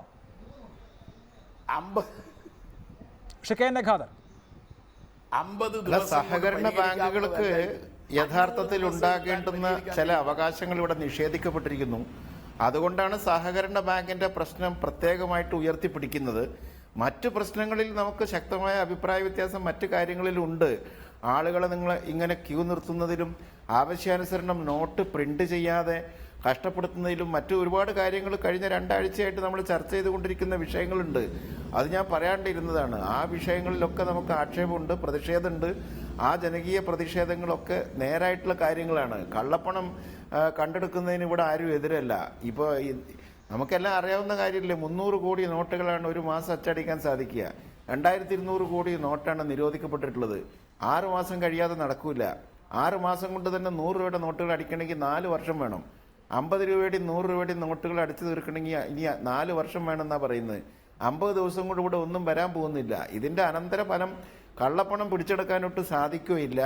ജനങ്ങളെ കഷ്ടപ്പെടുത്തിയത് ബാക്കിയായും ചെയ്തു. ഇതിന്റെ പ്രത്യാഘാതം രാഷ്ട്രീയമായി തന്നെ ഇപ്പോൾ ഭരിക്കുന്ന കക്ഷി വിശ്വസിക്കുന്ന ഒരാളാണ് ഞാൻ. വളരെ പെട്ടെന്നില്ലെങ്കിലും താമസിയാതെ ഇതിന്റെ ബുദ്ധിമുട്ട് അത് വെളുക്കാൻ തേച്ചത് പാണ്ടായിത്തീരുന്ന സാഹചര്യം അവർക്ക് നേരിടും. അത് മറ്റൊരു വിഷയം. പക്ഷെ അത് അവർക്ക് നേരിടാൻ കാത്തിരുന്നാൽ അതുവരെ ഇവിടെ ജനങ്ങൾ കഷ്ടപ്പെടണ്ടേ? ഈ പരിഷ്കാരം വളരെ പ്രയോജനം ചെയ്യുന്ന ഒരു പരിഷ്കാരമായിട്ട് തോന്നുന്നില്ല. ആ ബുദ്ധിമുട്ടുകളുണ്ട്. ഇപ്പോൾ കേരളത്തിൽ നിന്ന് മറ്റ് സംസ്ഥാനങ്ങളിൽ പോയി പഠിക്കുന്ന കുട്ടികളൊക്കെ ഹോസ്റ്റലിൽ പട്ടിണി കിടക്കുക. എനിക്കും അങ്ങനത്തെ മക്കളുണ്ട്. അവർക്ക് പണം കൊടുക്കാൻ നിവൃത്തിയില്ല, ഫീസ് കൊടുക്കാൻ നിവൃത്തിയില്ല, പരീക്ഷ എഴുതാൻ നിവൃത്തിയില്ല. നിത്യനിദാന ചെലവിന് ഹോട്ടലിൽ പോയി ഭക്ഷണം കഴിക്കാൻ കാശില്ലാത്ത ആയിരക്കണക്കിന് കുട്ടികൾ തമിഴ്നാട്ടിലും കർണാടകത്തിലും മാത്രം 30,000 മലയാളികൾ ഇപ്പോൾ പഠിക്കുന്നുണ്ട്. അവർക്ക് 5 പൈസ അയച്ചു കൊടുക്കാൻ വയ്യ. ജീവിതം മുഴുവൻ ജോലി ചെയ്തിട്ട് ഇപ്പോൾ നേരത്തെ ജയരാജൻ പറഞ്ഞതുപോലെ 29 വർഷം 30 വർഷം അധ്യാപക വൃത്തിയും ഒക്കെ ചെയ്തിട്ട് അവിടുന്ന് കിട്ടിയ പെൻഷൻ പണം 10 ലക്ഷം 15 ലക്ഷം 20 ലക്ഷം സഹകരണ ബാങ്കുകൾ നിക്ഷേപിച്ച ആളുകൾ നോക്കിയിരിക്കുക. അതുപോലെ കിഡ്നി ട്രാൻസ്പ്ലാന്റ് ചെയ്യാനും ആശുപത്രി ചാർജുകൾക്ക് വിവാഹത്തിനൊക്കെ വേണ്ടി വെച്ചിട്ടുള്ള പണം സഹകരണ ബാങ്കുകൾ നിക്ഷേപിച്ചിട്ടുള്ള ആളുകൾ കഷ്ടപ്പെടുന്നുണ്ട്. അതൊക്കെ കള്ളപ്പണമാണോ? നിങ്ങളത് ആലോചിച്ച് നോക്കിയേ. ഒരുപാട് ഉദാഹരണങ്ങൾ, ജീവിക്കുന്ന ഉദാഹരണങ്ങളുണ്ട്. കഷ്ടപ്പാടുകൾ കൊണ്ട് വളരെയധികം ബുദ്ധിമുട്ടാണ്. സാധാരണ ഈ ചാനലിൽ ഇരുന്നിട്ട് സ്റ്റുഡിയോയിൽ വാതിലടച്ചിട്ട് സംസാരിക്കാൻ എളുപ്പമാണ്. പുറത്തിറങ്ങിയിട്ട് ഇതൊന്ന് സംസാരിച്ച് നോക്കട്ടെ, അപ്പൊ വിവരം അറിയും. ശരിയായ പോയിന്റാണ്. ജനങ്ങൾ വലയുകയാണ് എന്നുള്ള കാര്യത്തിൽ ഈ രാജ്യത്ത് ഒരാൾക്കും സംശയം ഉണ്ടാകുമെന്ന് തോന്നുന്നില്ല. ശ്രീ NP ചെക്കുട്ടി, ഇവിടെ ഇപ്പോൾ ഭരണവും പ്രതിപക്ഷവും ഒരുമിച്ച് സമരം ചെയ്യുന്ന സാഹചര്യമുണ്ട്. മുഖ്യമന്ത്രി നേരിട്ട് സമരരംഗത്ത്, പശ്ചിമ ബംഗാൾ മുഖ്യമന്ത്രി സമരരംഗത്താണ്. കേരളത്തിൽ മാത്രമല്ല, സഹകരണ രംഗം ശക്തമായിട്ടുള്ള ഗുജറാത്ത്, ബീഹാർ പോലെയുള്ള സംസ്ഥാനങ്ങളിലും ഈ സഹകരണ മേഖലയിലെ പ്രക്ഷോഭം പൊട്ടിപ്പുറപ്പെടുന്നുണ്ട്. പക്ഷേ ഇതുകൊണ്ടൊക്കെ ഇതൊന്ന് റിസർവ് ബാങ്ക് ഓഫ് ഇന്ത്യ ആണ് ഈ സഹകരണ ബാങ്കുകളെ സംബന്ധിച്ച് നിർദ്ദേശം വെച്ചിട്ടുള്ളത്. അവർ അത് മാറ്റുക തുടങ്ങിയ കാര്യങ്ങളൊക്കെ പ്രായോഗികമാവുമോ? രാജ്യത്താകെയുള്ള സ്ഥിതിവിശേഷം, സഹകരണ ബാങ്കുകളുമായി ബന്ധപ്പെട്ട സ്ഥിതിവിശേഷം കണക്കിലെടുത്താണല്ലോ ഇങ്ങനെയൊരു നിർദ്ദേശം കൊടുത്തിട്ടുണ്ടാവുക. അതുകൊണ്ട് തന്നെ കേരളം പോലെ അല്ലെങ്കിൽ ഗുജറാത്തിലെ സൂറത്ത് പോലെ ചിലയിടങ്ങളിൽ ഇത്തരം പ്രതിഷേധങ്ങൾ ഉയരുന്നത് കൊണ്ട് ഈ റെഗുലേഷൻസ് മാറ്റും എന്ന് നമ്മൾ കരുതണോ?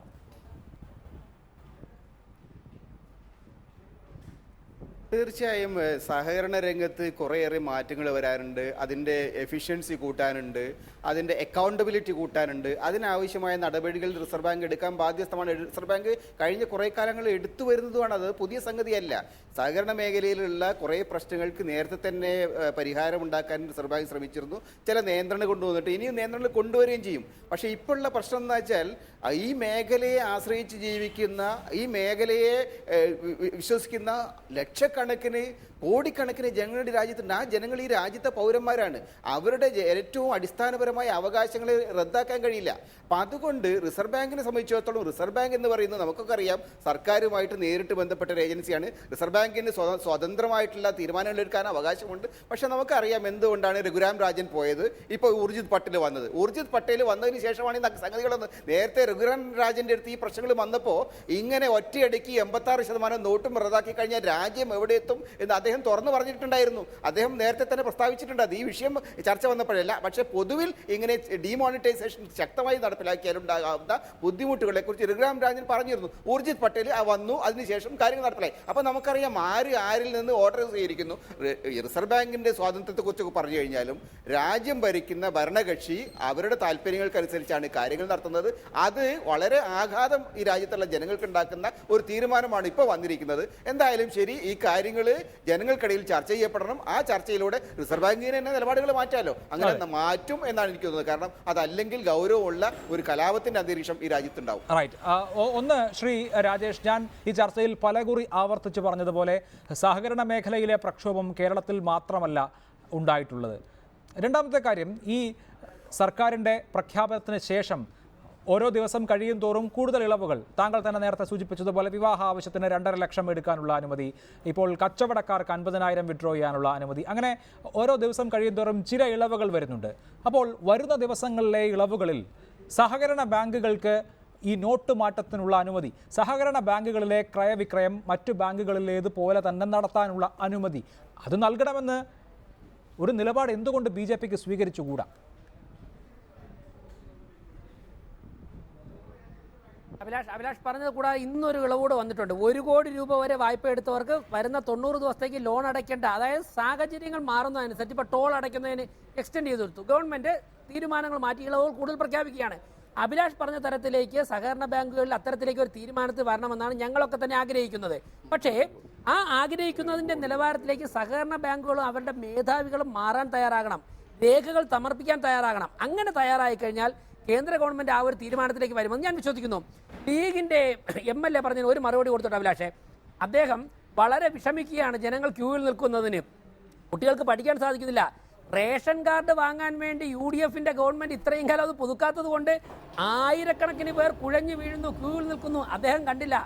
2 വർഷമായിട്ടും കഴിഞ്ഞ വർഷത്തെ പാഠപുസ്തകം അടിച്ചു കൊടുത്തില്ല. മുസ്ലിം ലീഗ് വിദ്യാഭ്യാസ വകുപ്പ് ഭരിച്ചിരുന്നപ്പോൾ അദ്ദേഹം അതും കണ്ടില്ല. ഇപ്പോൾ മാത്രമാണ് അദ്ദേഹത്തിന് ക്യൂ കാണാൻ വേണ്ടി അദ്ദേഹം തയ്യാറായത്.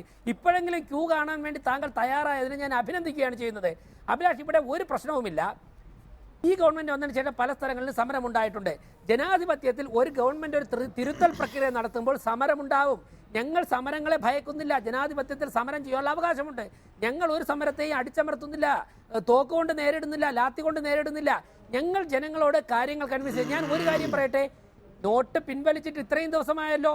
ഈ മമതാ ബാനർജിയും അരവിന്ദ് കെജ്രിവാളും പിണറായി വിജയനെയും പോലുള്ള ചിലർ പ്രൊവോക്കേറ്റ് ചെയ്യുന്നതിന്റെ ഫലമായി ജനങ്ങൾ കുറെ സ്ഥലത്ത് സംഘടിക്കുന്നു എന്നുള്ളതല്ലാതെ ഈ ഗവൺമെന്റിന്റെ തീരുമാനത്തെ ഈ രാജ്യത്തിലെ ബഹുഭൂരിപക്ഷം ജനങ്ങളും സ്വാഗതം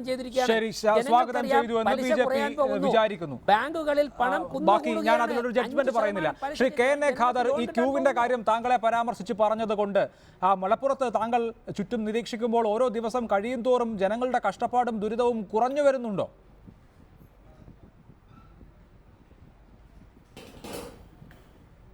ജനങ്ങളുടെ കഷ്ടപ്പാടും ദുരിതങ്ങൾ ഇപ്പം നേരത്തെ ഇളവുകൾ പ്രഖ്യാപിച്ചു എന്ന് പറഞ്ഞല്ലോ.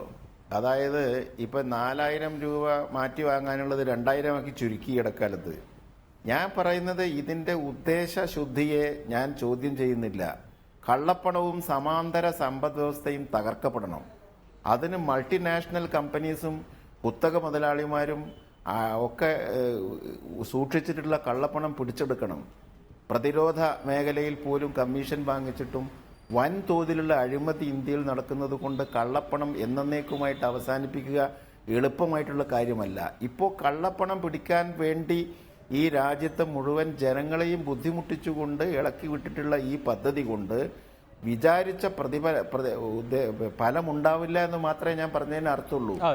ക്യൂയും ആളുകളെ ബുദ്ധിമുട്ടിക്കുന്നത് ഏത് കാലത്തായാലും, UDFന്റെ കാലത്തായാലും LDFന്റെ കാലത്തായാലും ശരിയായ കാര്യമാണെന്ന് ഞാൻ പറഞ്ഞിട്ടില്ല.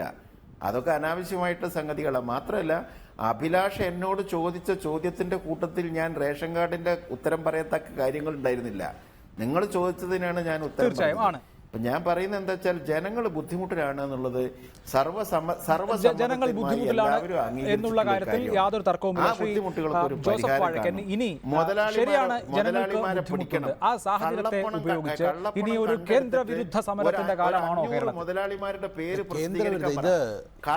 ഏതെങ്കിലും തരത്തിൽ കള്ളപ്പണം പുറത്തു കൊണ്ടുവരാൻ കഴിയുമെങ്കിൽ കഴിയട്ടെ എന്നുള്ള ഒരു നിലപാട് തന്നെയാണ് മിക്കവാറും ഇന്ത്യയിലെ പല പ്രധാനപ്പെട്ട രാഷ്ട്രീയ പ്രസ്ഥാനങ്ങൾ, കോൺഗ്രസ് ഉൾപ്പെടെ സ്വീകരിച്ചിട്ടുള്ളത്. അതുകൊണ്ടൊക്കെ തന്നെയാണ് അതിനോട് പരമാവധി സഹകരിക്കത്തക്ക രീതിയിലുള്ള നിലപാട് ആദ്യം സ്വീകരിച്ചത്. പക്ഷേ ഓർത്ത രീതിയിലേക്കല്ല കാര്യങ്ങൾ വന്നത്. ഇത് നോട്ടുകൾ അടിച്ചു വയ്ക്കാതെ യാതൊരുവിധ മുൻകരുതലുകളും ഇല്ലാതെയാണ് ഇത് ചെയ്തത്. ഇതൊരു സുപ്രഭാതത്തിൽ ഒരു രാത്രിയിൽ നടത്തിയ ഒരു പ്രഖ്യാപനം ഇത് ഇതുപോലെയാണ് എന്നുള്ളതിനെ കുറിച്ച് ഇപ്പോഴല്ല ബോധ്യപ്പെടുന്നത്. അതാണ് സംഭവിച്ചു പോയത്. അപ്പോൾ ഇതൊരു റൈറ്റ് പോലും ഉണ്ടാകാൻ സാധ്യതയുണ്ടെന്ന് സുപ്രീം കോടതി നിരീക്ഷിച്ചിരിക്കുകയാണ്. രാജ്യത്തൊരു കലാപം പോലും ഉണ്ടാകുമെന്ന്. അത് നമ്മളും ഭയപ്പെടുന്നുണ്ട്, ഉണ്ടാകുമോ എന്ന്. ശരി, അക്കാര്യത്തിൽ ശ്രീ MP ജയരാജൻ, താങ്കളുടേതാണ് അവസാനത്തെ ഈ ചർച്ചയിലെ അവസാനത്തെ ഉത്തരം. ശരിയാണ്, മുഖ്യമന്ത്രിയുടെ നേതൃത്വത്തിൽ സമരം നടന്നു. ഇനിയിപ്പോൾ സർവകക്ഷി നിവേദക സംഘം പോകുന്നുണ്ട്. കാത്തിരിക്കുമോ അതോ രൂക്ഷമായ സമരം കേരളത്തിൽ ഉണ്ടാകുമോ? അല്ല, സർവകക്ഷീയ സംഘം രാജ്യം ഭരിക്കുന്ന ഭരണാധികാരികളെ കാണും. എന്നിട്ടും പ്രശ്നം പരിഹരിക്കുന്നില്ലെങ്കിൽ നമുക്ക് ജനങ്ങളെ നോട്ടിന് വേണ്ടി നെട്ടോട്ടമോടാൻ വേണ്ടി പെരുവഴിയിലാക്കാൻ കഴിയില്ല. കേരളത്തിൻ്റെ സാമ്പത്തിക നട്ടെല്ല് തകർക്കുന്ന ഒരു നയത്തിന് കൂട്ടുനിൽക്കാൻ പറ്റില്ല. കള്ളപ്പണം കണ്ടെത്തുകയും കേരളത്തിലെ സമ്പദ് വ്യവസ്ഥയെ തകർക്കുന്ന ആ നിലപാടിൽ നിന്ന് കേന്ദ്ര ഭരണാധികാരികളെ തിരുത്തിക്കാൻ പറ്റും വിധത്തിലുള്ള ജനകീയ പ്രതിരോധം സംഘടിപ്പിക്കുകയും വേണം. വേറെ യാതൊരു മാർഗവും ഇല്ല. സമരമല്ലാതെ മാർഗമില്ല. വളരെ നന്ദി Shri MP Jayarajan, Shri Joseph Vazhakkan, Shri KN Khader, Shri NP Chekkutty, Shri VV Rajesh ചർച്ചയിൽ ഇടപെട്ട് സംസാരിച്ചതിന്. എഡിറ്റേഴ്സ് അവർ പൂർണ്ണമാവുന്നു. നമസ്കാരം.